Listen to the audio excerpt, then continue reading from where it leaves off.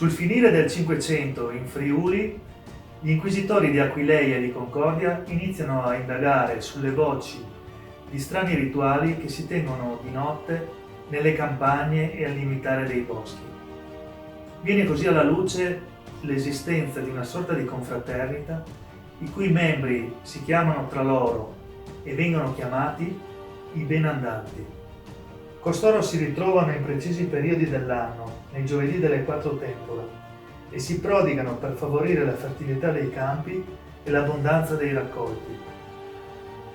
Interrogati dal Tribunale del Sant'Uffizio, alcuni di costoro dichiarano candidamente di rispondere di notte ad una chiamata e di ritrovarsi insieme ad altri della loro specie per combattere streghe e demoni e proteggere i villaggi e le messi dai malefici di questi ultimi.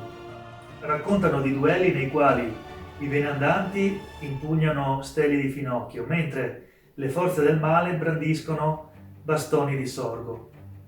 La gente dei villaggi sostiene che siano dei guaritori, capaci di liberare i malcapitati dalle malattie, dal malocchio, dalle maglie, dalle influenze negative, e che soprattutto le donne benandanti possono parlare con il mondo dei morti.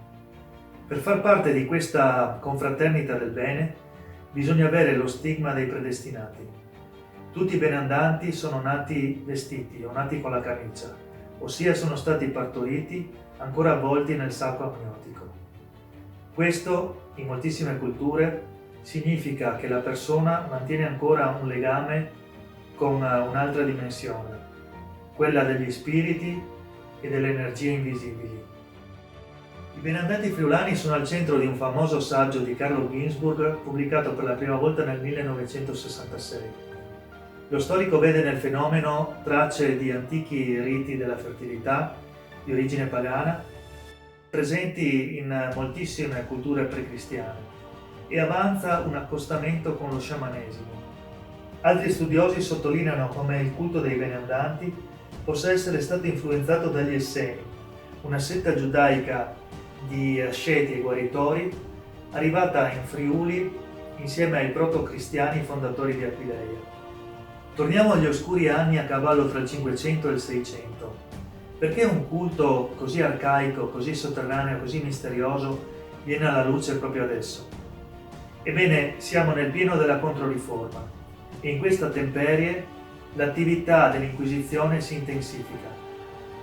Il Sant'Uffizio a caccia di eresie e mette in campo ogni mezzo per andare a scovarle e ad estirparle, anche nei luoghi più marginali e remoti. I processi contro i benandanti si moltiplicano, molti di loro vengono incarcerati, ma nessuno finisce sul rogo.